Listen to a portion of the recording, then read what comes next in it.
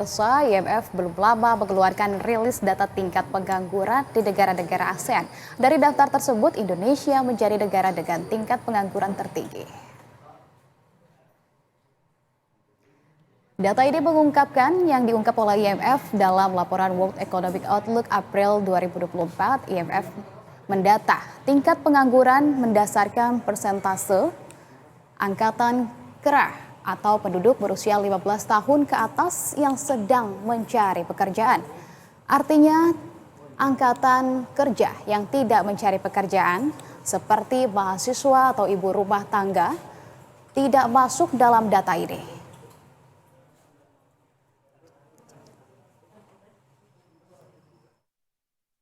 Di sisi lain, meski di tingkat ASEAN, angka pengangguran Indonesia tertinggi. Tingkat pengangguran Indonesia sejak tahun 2020 sebenarnya cukup konsisten mengalami penurunan dari tahun ke tahun.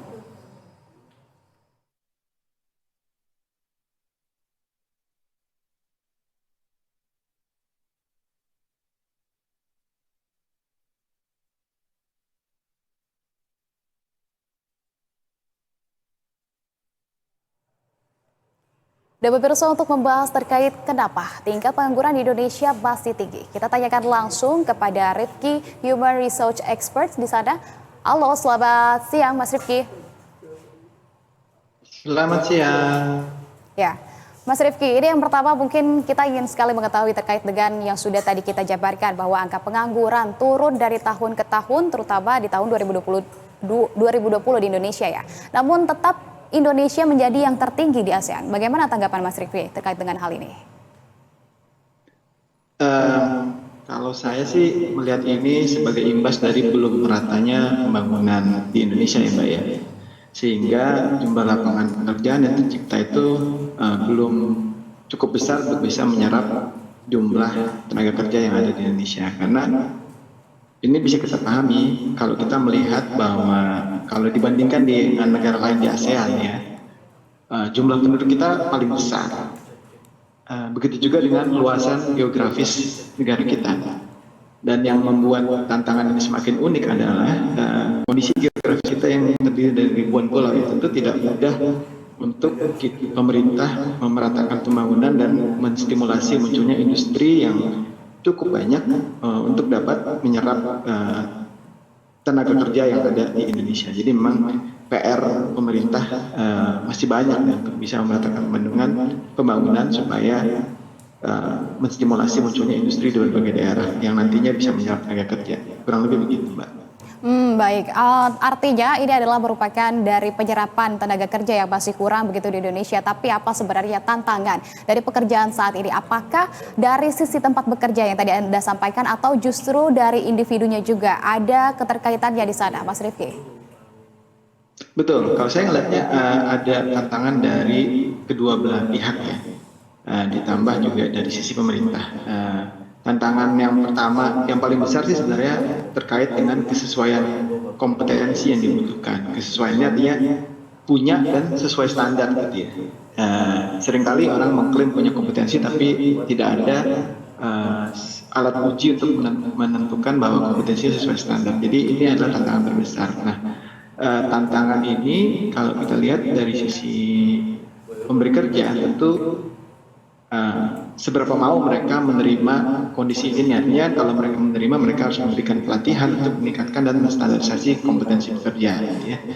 Sementara di sisi pihak pekerja sendiri, seberapa mau pihak pekerja untuk meningkatkan kompetensinya secara mandiri dan melakukan standarisasi tersebut. Tentu tantangan ini perlu diakomodir oleh pihak pemerintah untuk bisa memfasilitasi peningkatan dan standarisasi yang sebenarnya kita lihat pemerintah sendiri sudah mengeluarkan berbagai macam program sertifikasi profesi untuk menutup gap kompetensi ini ya. Baik, melalui program sertifikasi kemudian juga pelatihan yang kemudian ini sepertinya dapat mencangkup dari akses tersebut. Tapi kalau kita berbicara juga terkait dengan pengangguran, Mas Rifki, tak terlepas juga dengan fenomena resign ya dan juga PHK. Apakah ini juga berpengaruh signifikan begitu? Atau biasanya malah orang yang sudah bekerja ini malah lebih cepat lagi untuk mendapatkan pekerjaan pengganti? Menurut Mas Rifki bagaimana? Iya, ini menarik nih Mbak Kartika. pasti ada kontribusinya, cuman seberapa besar saya perlu lihat ya. Jadi fenomena layoff yang kita lihat, terutama di dunia startup, pasti ikut berkontribusi terhadap kenaikan jumlah pengangguran. Nah, namun uniknya dari yang saya amati ada para orang pencari kerja yang terkena layoff ini, mereka karena sudah terbiasa dengan program work-life balance yang mereka dapatkan di perusahaan sebelumnya, mereka memilih untuk tidak mengambil tawaran kalau tidak memberikan work-life balance yang dicari. Gitu. Jadi memang ada sebuah fenomena unik yang saya lihat ya, di belakangan ini. Gitu. Mereka lebih memilih nganggur bahkan sampai berbulan-bulan dan bisa lebih dari 1 tahun karena tadi yang ditawarkan tidak memberikan work-life balance yang mereka cari.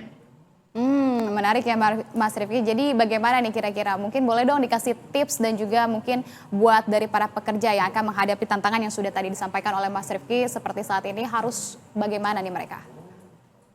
Baik, kalau dari saya mungkin ada 2 hal yang perlu ditumbuhkan. Yang pertama, growth mindset, artinya para pencari kerja harus terus berinisiatif gitu ya, mencari cara untuk meningkatkan kompetensinya. Karena sebenarnya kalau mau dicari itu ada sangat banyak sekali program-program yang bisa kita ikuti secara gratis gitu ya, online untuk kita bisa meningkatkan kompetensi.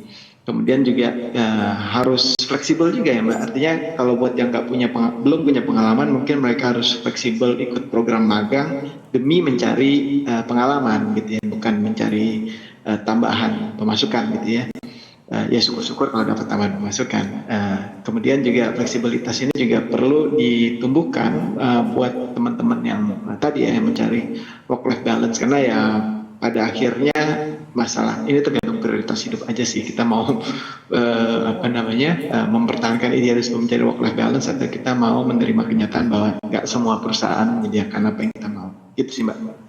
Oke baik, ternyata peluang pekerjaan sebetulnya terbuka tergantung dengan growth mindset-nya tadi ya yang disebutkan oleh Mas Rifki. Kalau begitu terima kasih atas informasi dan juga waktunya Mas Rifki, terima kasih, selamat kembali beraktivitas. Terima kasih Mbak Tika, selamat siang.